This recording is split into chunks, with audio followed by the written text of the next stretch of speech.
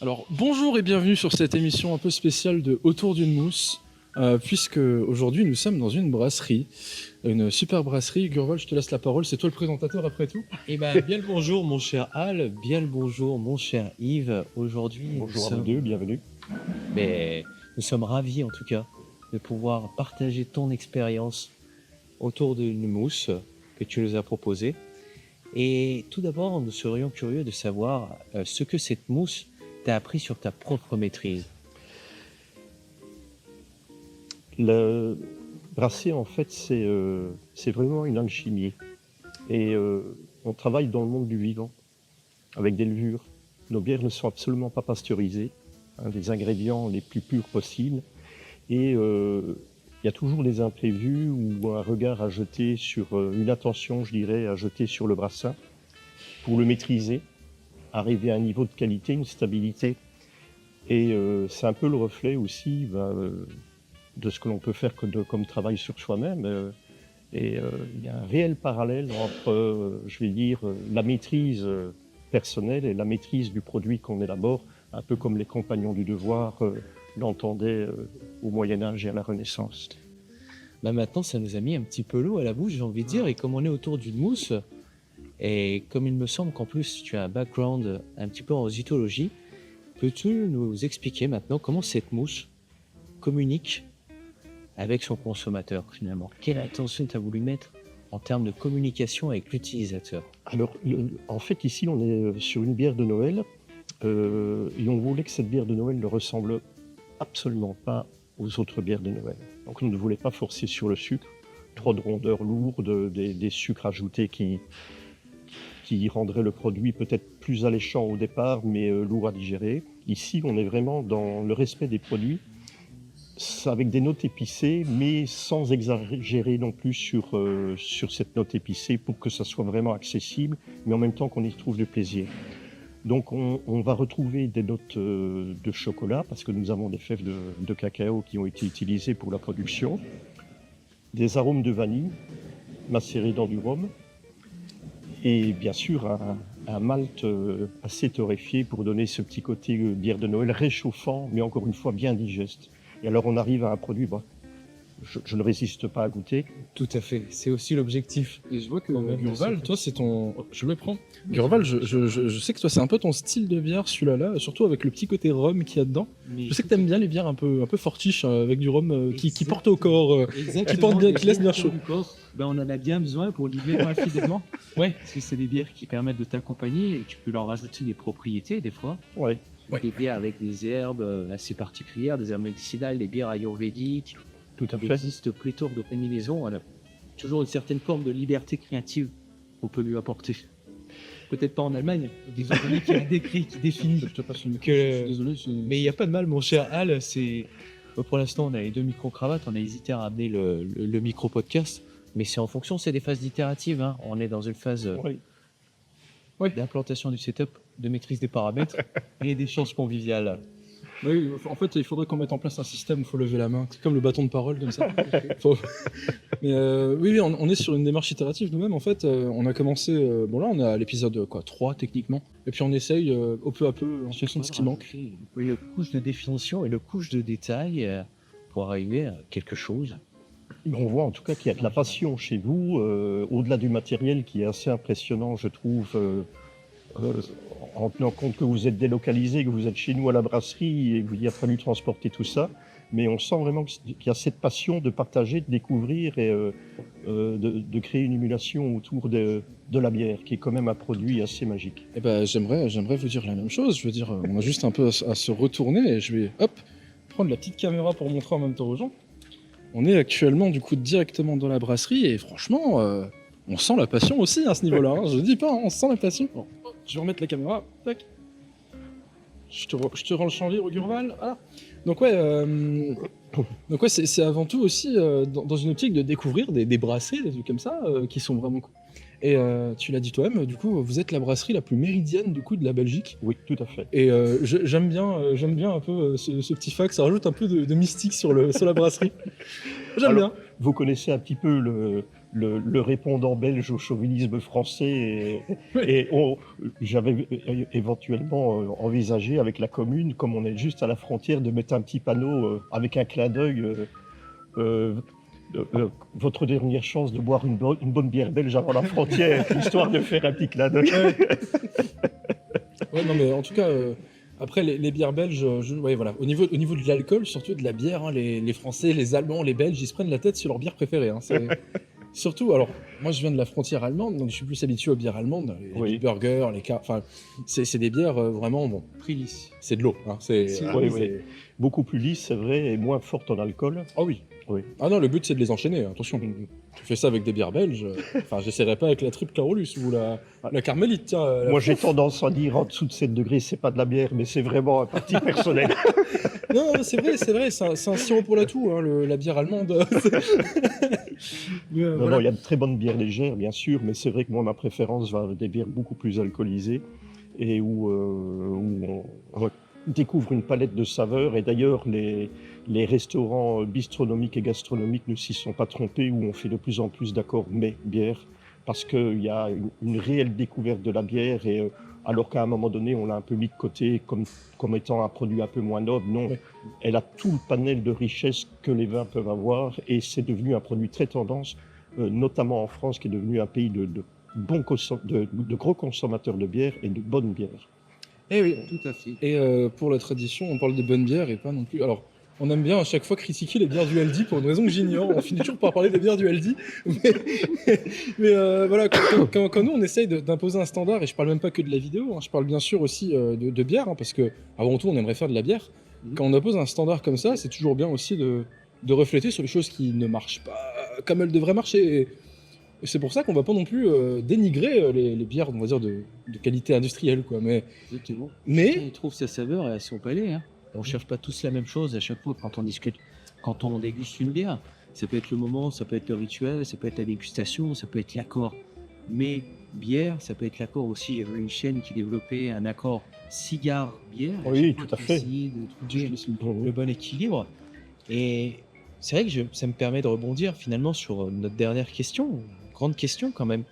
Comment tu vois l'intégration de ton environnement, de ton écosystème, dans justement cet écosystème brassicole? En fait, ici, on a envisagé la brasserie un peu d'une toute autre manière que la plupart des brasseries qui ont pignon sur rue. On voulait vraiment travailler sur le thème de l'émulation, c'est vraiment ça, où des passionnés de bière se sont retrouvés à produire, à mettre leur énergie et leur investissement en commun pour avoir une brasserie qui offre une palette de services assez étonnante. Déjà, de prime abord, on a voulu créer des bières qui ne ressemblaient pas à toutes les bières. Il fallait que lorsqu'on goûte une de nos bières, on se dise « tiens, ça, c'est différent ». On ne cherche pas à copier, on cherche à avoir notre caractère. C'est pour ça qu'on a travaillé beaucoup sur le houblon, pour avoir des notes très houblonnées sur certaines bières, se démarquer, et des bières avec des assemblages de cognac ou de rhum barriqués en fût pour avoir des produits plus riches, plus précieux. Au niveau de la brasserie, ce que l'on a essayé aussi, c'est que ne pas s'en tenir simplement à avoir une brasserie produire de la bière. Non, on voulait attirer du monde et pouvoir partager notre passion. Donc, au sein d'un restaurant, d'un shop. On crée aussi donc des team building où les sociétés viennent travailler sur l'alchimie des équipes par rapport à l'alchimie de la bière, ce qui aide à travailler ensemble, conjointement, de fédérer l'équipe. Et après, on fait un débriefing sur les brassins exécutés et puis autour d'un bon repas. Donc, on essaye aussi de faire des marches gourmandes où on fait passer les marcheurs par notre brasserie et pour découvrir les produits. Donc, on aime bien le monde, en fait. Je pense que pour être brasseur, il faut aimer les gens. Ou sinon, c'est un produit, la bière, comme je l'ai dit de nombreuses fois, qui a un lubrifiant social, qui aide à aller vers l'autre, à partager. C'est un produit de partage. Hein, on dit souvent c'est du pain liquide, parce que tout à fait, oui. La base est un petit peu aussi avec des maltes et du blé. Donc voilà. C'est presque sacré, parce que depuis le début de l'humanité, finalement, on a des traces de consommation de produits tout à fait fermentés, oui, tout à alcoolisés. Assez étonnamment, on a retrouvé des traces de bière au néolithique. Donc on a souvent pensé que c'était les Sumériens ou les Égyptiens qui étaient à l'origine, mais on a retrouvé des poteries et des contenants en pierre où on s'est rendu compte qu'il y a eu une bière macérée qui probablement s'est fait à l'origine de manière sporadique, ponctuelle, hein, je vais dire empirique, mais ils ont très vite compris que c'était très plaisant à boire et ça leur ouvrait des portes de l'esprit. Exactement. Et puis je trouve ça toujours drôle de voir avec... j'ai le micro, t'inquiète.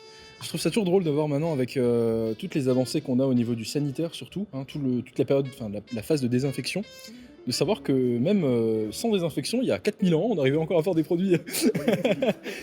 C'est très intéressant. J'ai un ami médecin et il m'a toujours dit on ne peut pas être malade avec une bière, en fait. Il n'y a pas de risque d'intoxication alimentaire. Le seul risque que l'on peut avoir, c'est la cirrhose si on en abuse. Mais tout à fait. Pendant longtemps, il a été plus safe, plus sécurisé de boire de la bière ou une boisson à fait. alcoolisée Ouais. que l'eau qu'on pouvait trouver Tout à fait. dans le puits d'à côté. Ouais. Moi, je vois en tout cas à l'abri, il y a un petit village à côté de chez moi. Et je sais que pendant la peste, ils s'embêtaient pas, ils jetaient les corps dans la rivière. Donc en termes de sanitaire, c'était assez complexe. Petit aparté. Donc boire l'eau de la rivière qui est en aval, alors qu'en amont, tu sais que... C'est bien, ça apporte des levures sauvages un peu. C'est des levures sauvages. Petites levures sauvages. Plutôt des gros poissons, en fait.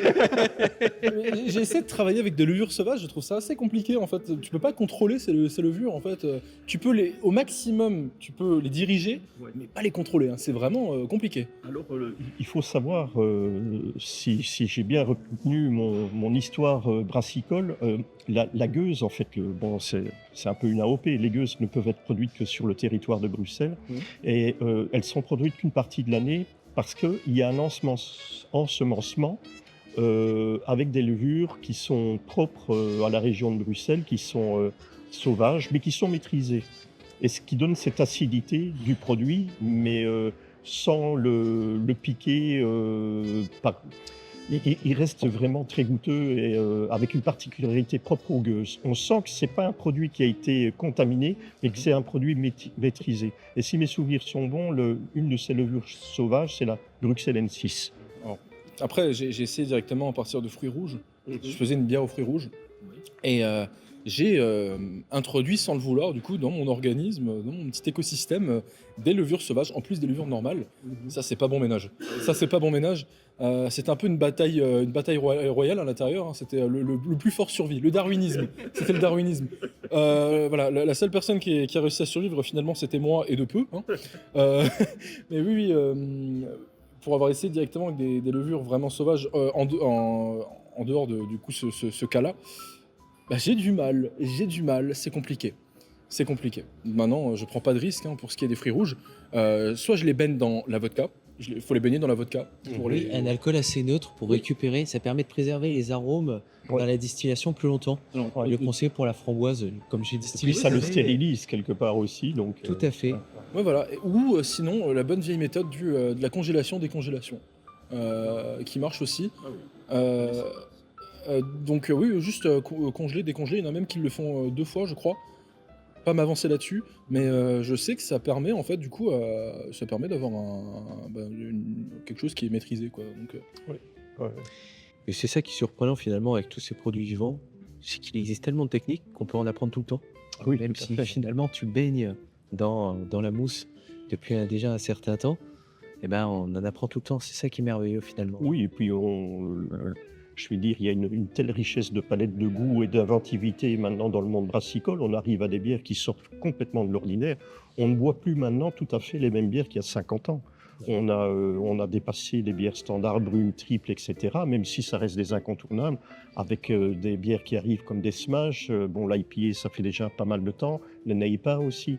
Enfin, il y a vraiment beaucoup de richesse et de tentatives de créativité qui parfois font un flop et parfois qui arrivent sur des résultats assez étonnants. Et les Italiens sont assez créatifs. Bon, ça a toujours été un peu créatif, mais dans le monde brassicole, assez étonnamment, pour un pays latin, ils arrivent à des résultats assez étonnants et souvent avec des bouteilles, un marketing, un emballage qui est très beau. Hein. Et parce que quelque chose, j'aime bien dire que c'est quelque chose aussi simple parce que c'est 4 ingrédients qui sont relativement simples, bien qu'ils sont vivants, mais il y a un gros processus d'action-recherche. Parce que quand tu brasses ta bière, tu peux pas être sûr de l'échange qui va se passer avec le consommateur. C'est Tout à toujours fait. assez hasardeux.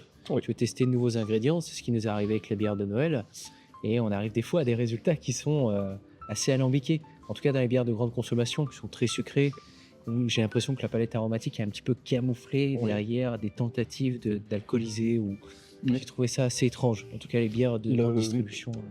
La tentative de monter en alcool assez haut et de donner une rondeur artificielle, c'est souvent pour Voilà. camoufler une malfaçon qui est due à des produits, des ingrédients qui sont pas forcément de très bonne qualité, ou alors à une élaboration qui est plutôt fastidieuse et qui n'est pas très efficace. Voilà. Tout à Et fait. puis donc, une bière trop sucrée, elle sera lourde et indigeste. Nous, l'idée, c'est qu'après la première gorgée et la première bouteille, on a envie d'en boire une deuxième. Une bière qui sera trop lourde et mal digérée, on va s'arrêter. C'était exactement ce que j'étais en train de me dire, parce que honnêtement, elle a un très bon équilibre. On sent des notes, qu'on sent qu'elle a du corps, mais elle avait déjà une belle mousse et un très beau visuel. En plus, le verre qui s'y accompagne Ouais. et qui s'y prête très bien pour la dégustation, il y a une belle concentration des arômes. Elle a un petit goût de reviens-y, comme on dit chez nous. Tout à fait, mais tout à fait, tout à fait, tout à fait. C'est une excellente bière. On l'a peut-être trouvée finalement, cette excellente bière de Noël. Enfin. Pas encore, c'est pas la nôtre. C'est jamais aussi bon que quand on le fait nous-mêmes. Non, mais ce qu'on fera, on fera des faux plans où en fait on fait genre de faire de la bière et à la fin on prend une cuve de ça, on le met dedans et tu sais après on l'embouteille et on fait oh waouh c'est la nôtre. Elle est magnifique, elle est magnifique. Bon, on va recalculer les prix de la canette, on va rajouter 20% de marge et réembouteiller. Bon, mon chéri, on a peut-être trouvé. Nouveau débouché. Oui, Tout à fait. On peut les vendre après comme sur, tu sais, comme sur Amazon quand il y a marqué condition comme neuf, tu sais. Comme neuf. Donc ouais, en tout cas oui, très content d'avoir trouvé une bière de Noël qui vaille la peine d'être vécue. Avec un goût de reviens-y, tout à fait. Bien équilibré, pas trop sucré. Moi, je conseille juste de la déguster. J'ai pas trop envie d'en donner d'informations parce que quand même, il faut donner envie de la tester. Mais si jamais ils ont voir deux amateurs de bière essaieraient de faire une bière de Noël du coup, qu'est-ce que tu penses serait le plus important du coup pour en réaliser une qui serait similaire à la tienne sans te voler la recette, hein. Mais on cherche vraiment le petit truc qui fait que c'est pas juste une bière de Noël comme on a partout. Tout à fait.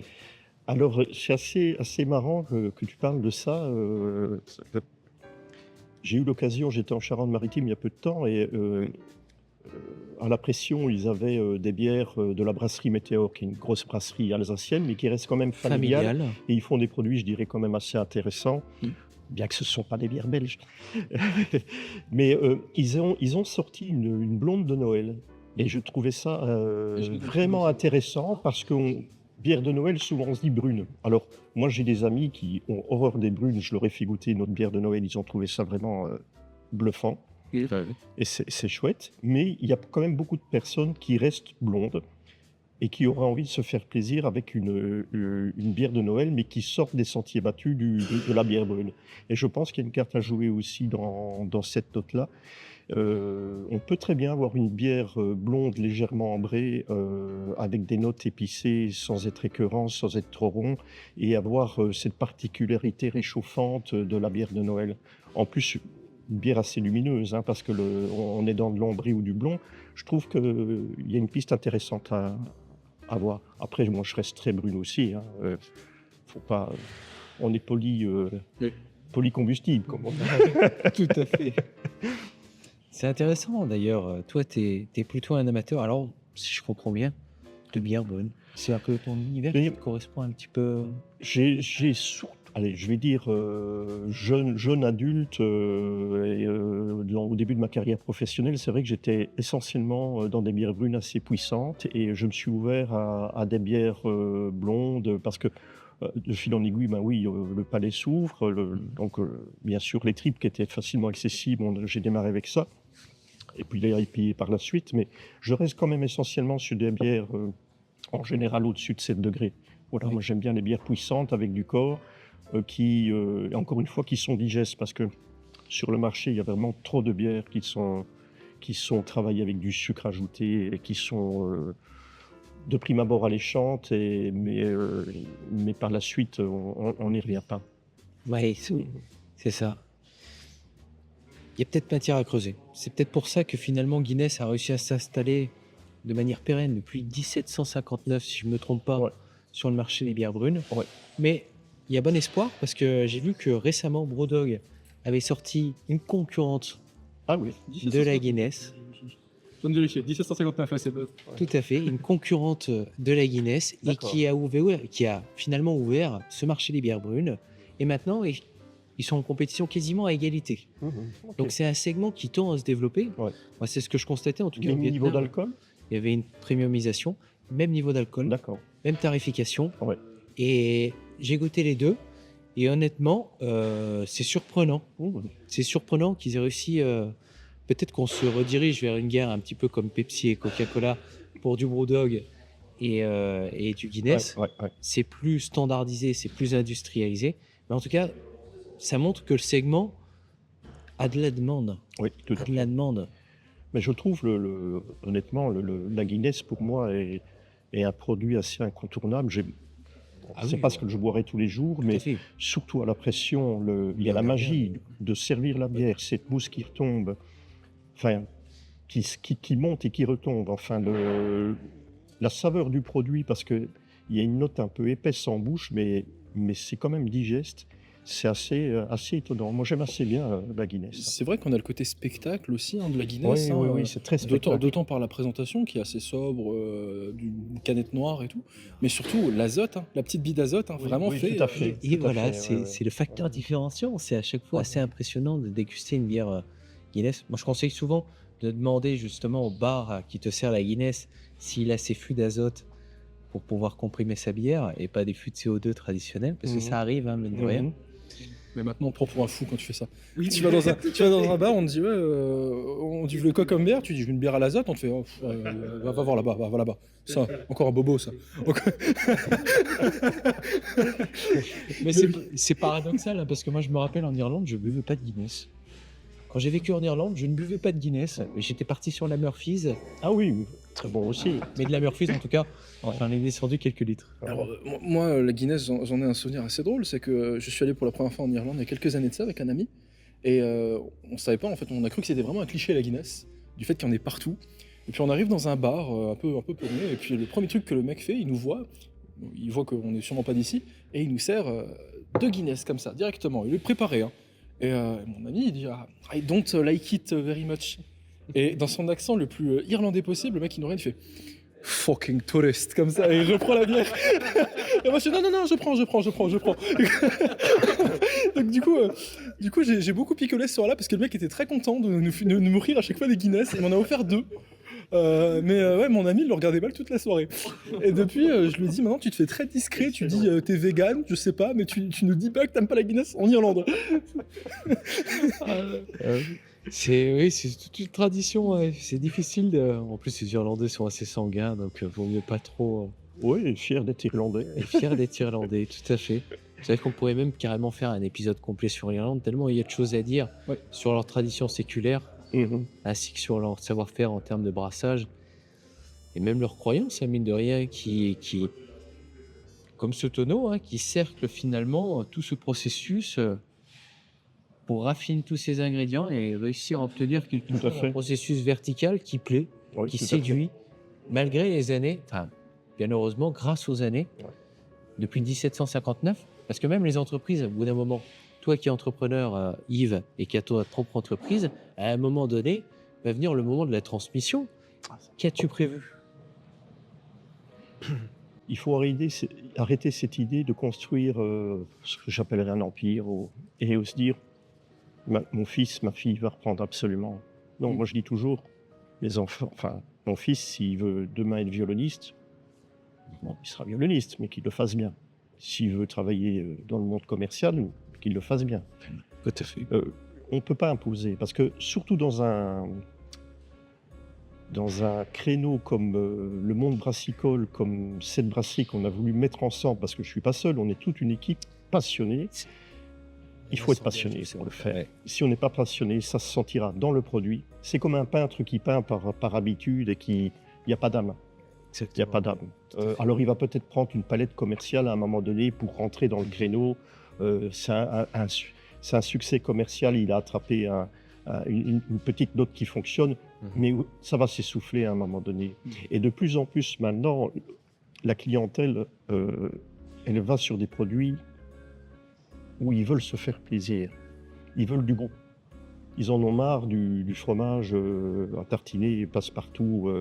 Ils veulent un produit qui sort de l'ordinaire. Il y aura toujours une clientèle pour un produit insipide, mais de plus en plus, les gens veulent des produits de goût, avec une fabrication respectueuse et aussi un respect du client, un respect du consommateur. Et là, dans le cadre de la transmission, on ne peut pas faire venir quelqu'un qui sera un pur financier ici. D'autres brasseries l'ont fait, on voit ce que ça donne. Ici, on veut rester dans un niveau de qualité avec, c'est sûr, c'est certain, un but pour que commercialement ça fonctionne et que l'entreprise soit pérenne, mais aussi garder cette idée de production, de passion avec des produits de qualité et cette rencontre avec les consommateurs. Donc la transmission, elle se fera avec des gens qui ont envie de continuer cette passion. Et moi, dans mon autre business, c'est tout à fait la même chose. Je ne peux pas transmettre à un pur financier qui va tout démonter, qui va tout casser. Non, c'est... Donc, ouais, limitation technique, hein, du coup, les 30 minutes, mais ça me permet aussi de faire un peu un décompte du temps, en fait, tout simplement. Parce qu'on aime bien avoir un format qui reste assez court. Enfin, on voudrait avoir un format qui est assez court. Dans un espace et un temps imparti où on émule et on crée quelque chose d'assez intéressant. Mais je vous invite à revenir au printemps et on déguste la Smash. Une bière printanière légère, mais qui a du corps. Tout à fait. Ok, C'est les 4 saisons. On est appelé à se revoir, je pense. J'ai alors de toute façon, l'impression que le courant est bien passé. Moi, je parle souvent en termes d'énergie. Et quand il y a une bonne énergie Complètement. qui se conduit, il y a des choses qui se passent. de toute façon, on est clairement en train de faire une bière de Noël qui sera sûrement sortie en été, donc autant faire une bière d'été en Noël. Moi, donc voilà, il y aura pas de problème à ce niveau-là. On la fera vers novembre, la bière d'été. Tout à fait. On l'aura pour la prochaine saison de toute manière. Oui. Et pour aller déguster en été, ça nous rappellera les bons souvenirs de Noël finalement. Ouais, mais voilà, aujourd'hui, nous, on a encore un petit programme parce que du coup, en fait, on utilise en fait ce format pour en profiter, pour du coup faire notre espèce de podcast, mais en même temps pour cette bière de Noël. Et on s'est dit aujourd'hui qu'on ferait du coup d'une pierre deux coups, où la journée on viendrait chez toi pour un peu faire de l'espionnage industriel, hein, concrètement. Mais une fois qu'on a notre idée sur ce qu'on veut, on comptait aller du coup dans une petite boutique qui justement permet d'acheter tout ce qu'il faut, hein, houblon, et du coup un peu essayer de reconstituer notre propre formule avec ce qu'on a réussi à déceler aujourd'hui. Tout à fait. Et d'ailleurs, en termes d'inspiration et d'émulation, c'est une petite boutique qui essaie de créer un environnement positif pour brasser, pour tester, pour itérer, pour émuler. Et voilà, c'est un petit peu notre enquête, hein. Action recherche. Hein. C'est ça. On déguste, on teste, on itère, on voit ce que ça donne. Et la prochaine étape, c'est Nancy. Alors, on fait la Belgique aujourd'hui et Nancy. Belgique et Nancy. On mettra pas de bergamote dans la bière. On a déjà testé. Bon, c'est pas mauvais, mais c'est assez particulier. Oui, la bergamote, c'est prenant. Hein. c'est prenant, puissant. c'est compliqué Oui. à utiliser. Oui. Parce que c'est trop prégnant. Tout à fait. Ouais. C'est difficile à contrebalancer. On tombe vite dans un parfum. C'est trop agrume. Oui, Qui c'est assez peut-être étonnant. C'est très étonnant. Ouais. Ouais, c'est la semaine dernière, il me semble qu'on a eu l'occasion de tester un Limoncello, la bergamote. limoncello à la bergamote. Effectivement. Oui, qui était J'ai très pas fini fort. mon verre. Moi non plus. Moi non plus. Il était. Ça- Surtout que j'avais la route derrière. C'était très parfumé. C'était Ouais, c'était quelque chose C'est d'impressionnant. puissant. Ouais. Très très puissant. À utiliser parcimonieusement parce que on a vite ce goût qui l'emporte sur le reste et c'est pas le but. Exactement. Dans une bière comme ça, Ça monte ou un trop dans bon les vin, aigus. on doit retrouver des notes différentes. Allez, ici, cette bière, elle est servie depuis une petite demi-heure, on la boit tranquillement, mais elle a déjà changé au palais. Elle se réchauffe un petit peu, elle s'oxygène dans le verre. En plus, ici, on a un verre à dégustation. Ouais. Donc, au nez, etc., elle va évoluer. Et ça, c'est agréable. Et s'il y a une note, par exemple, la vanille, il y a de la vanille dedans. Si on n'avait que cette note de vanille, ça serait écœurant. Hein, Mais il faut qu'il y ait un bel équilibre. Et ça, c'est primordial. Avec l'hydromel, ouais. J'ai une problème Ah avec oui. l'hydromel. Je voulais Oui. mettre de la vanille parce que j'aime la vanille. Et puis, alors, Quel gâchis. Quel gâchis. Ah, Quel gâchis. Je te laisse pas goûter, c'est une espérance. T'as absolument. moi, je suis très vanillé Ah bah, là, même là, dans les t'as- parfums moi aussi. que je vape, même dans le tabac que je produis, je le fais justement fermenter avec de la vanille. La vanille et la cannelle, je trouve voilà. que c'est vraiment. C'est des choses notes qui que j'aime bien retrouver là-dessus. Dans certaines de nos bières, par exemple, on a des bières brunes très puissantes. On a Imperial Stout aussi avec un assemblage de cognac XO. Et là, on a des notes de cuir Ah, et de tabac. Ah ouais. C'est très, très, très intéressant. Alors, moi, je ne suis On pas en revient. fumeur, à l'accord. mais à l'occasion, 2-3 fois, j'ai goûté des cigares, de très bons cigares. Qui est aussi du vivant, hein. C'est un produit C'est vivant, hein. étonnant, c'est Qui très, très continue à bon. Et vivre avec comme une la bière. bonne bière brune, c'est assez intéressant. Ouais. Donc tous ces parfums, on peut aussi les retrouver dans On va la bière. peut-être se tourner un épisode autour d'une mousse, autour d'un cigare, avec une bière qui s'accorde particulièrement avec des produits vivants. Ouais. Et je pense qu'il y a quelque chose de très intéressant. Bonjour et bienvenue sur ce nouvel épisode de Autour d'un cognac. Ouais, bientôt. Mais on fait souvent la blague maintenant de se dire oui, bonjour et bienvenue sur cette émission de autour d'une clope, autour d'un cigare, On d'une peut faire bière. autour de beaucoup de choses. C'est de la mémoire, c'est de la transmission, c'est du partage, de la convivialité. Complètement. Et on en découvre des Ouais. savoir-faire Ouais. qui sont tout à fait complémentaires, tout à fait différents, des horizons différents, des verticalités qui ont pris la lumière de manière différente. Et c'est un format qui se démultiplie à l'infini. Ouais, complètement. C'est important de partager tous ces savoir-faire parce qu'il y en a beaucoup qui se perdent. Hein. Avec les brasseries de taille industrielle et colossale, c'est lisse, c'est uniformisé, c'est des process qui sont complètement standardisés. C'est plus la même chose. Je trouve que ça perd son âme. C'est bien que la bière, elle ait du corps, mais il faut aussi qu'elle monte un peu en verticalité, qu'elle trouve une âme différente, qu'elle se différencie Ouais. et qui. Je et qui pense est la marque que du créateur. le monde brassicole artisanal comme nous on le fait, artisanal mais avec déjà un investissement, hein, parce qu'on le voit derrière nous, il y a du matériel, Ouais. mais on redonne des lettres de noblesse à la bière. C'est vraiment ça. C'est ce qu'on veut. Oui. Et c'est ce qu'il faut, au-delà de la consommateur. bière, il faut redonner des lettres de noblesse aux produits, au mode de consommation, à notre attitude aussi, pour arrêter de consommer fast fashion. Enfin, c'est quoi? Ça fait vivre l'autre bout du monde avec des produits jetables qui n'ont pas de ça. goût. Et c'est standardisé. Revenons à de l'essentiel, proche du lien humain et avec des produits de qualité. Faisons-nous plaisir et échangeons. Eh ben, merveilleux. Moi, je trouve que c'est sur cette sagesse qu'on devrait peut-être conclure cet épisode. En tout cas, on a passé un très bon moment. Encore une fois, J'allais autour traquer, d'une mais- Ah mousse. bah je. Ah bah, on allait traquer. Non mais Mais j'ajouterai de la bière au montage. Photoshop. à mon avis, c'est le goût de Reviens-y. On va se la remplir en caméra pour trinquer Voilà. et on se la finira Je te- en caméra. Je te la laisserai en majorité parce que malheureusement je dois rouler. Et une bière à 9 degrés, alors autant j'adore les bières à 9 Ah, degrés. oui, Ouais, mais, moi, mon mais, cher Alex, mais j'ai des limites. je vais me sacrifier. C'est des Celsius ou des Fahrenheit, les degrés? Je vais me sacrifier, mon cher Alex, avec grand regret, hein, bien Ah, évidemment, zut. de Wow. devoir me sacrifier. Mais on voit, hein, même au service, que c'est une mousse qui est vivante et un point. Ah oui, oui, Bien oui, qui- oui. Et il y a ce... qui n'est pas du tout standard. Hein. C'est un produit On le sent, il est qualitatif. C'est vrai qu'on pourrait faire un épisode complet juste sur la dégustation, sur l'observation et l'appréciation d'une bière. Mais là, c'était pas l'objectif, c'était vraiment explorer ton univers, Yves. Et je En- trouve qu'on. En même on y temps, est. c'est 9 degrés. Ah, oh, je n'ai même pas Merci, pensé à merci. Moi, resservir c'est 9 maître degrés, brasseur. on les sent pas. Oui. Hein, je vais pas dire que ça se boit tout seul, mais C'est bien le problème. hein. C'est bien le problème. C'est bien le problème. J'adore les bières, mais vraiment, alors comme la plupart des alcools, le problème c'est qu'une fois que on a des modificateurs hein, qui changent un peu le goût, on a tout de suite ce problème de ça. Il se peut que ce soit un peu trop piégeux. Un tout petit peu trop piégeux. Là, bien sûr, la vanille n'aide pas hein, dans notre situation. La vanille n'aide pas du tout.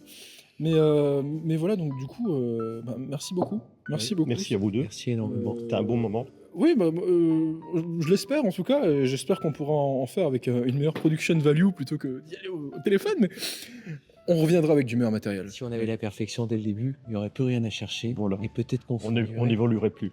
Voilà, tout à fait. Donc à chaque fois, Et on bien sent du bonjour. On coupera peut-être pas au montage, hein, on ne sait pas. C'est les hasards du direct, hein, bien évidemment. Et très plaisant, mon cher Yves. Ouais, voilà, donc on se reverra. Alors moi, là maintenant, ce qu'on va faire, c'est qu'on va faire des petits plans un peu partout. Ah oui, et puis Vous êtes chez vous. on inclura Si vous voulez un petit peu discuter ça. aussi avec nos 2 maîtres brasseurs, donc c'est avec plaisir. En fait, ici, tous les associés, on a suivi les cours pour être brasseur. Ouais. C'est comme ça qu'on s'est rencontrés. Et on a un maître brasseur professionnel qui était notre prof au cours. On a suivi les cours du soir pendant 2 ou 3 ans, je ne sais plus. Et voilà, on a décidé de créer cette société ensemble et de s'entourer de bonnes personnes compétentes avec la même passion en tout cas. Donc si vous voulez discuter avec eux, je ne les cache pas dans un coin. Ils prennent l'espace pour la recette. Ils prennent comme l'espèce. C'est juste comme ça au cas où, si jamais. Mais voilà, merci beaucoup. Et c'était donc autour d'une mousse. Autour d'une mousse. Santé à vous.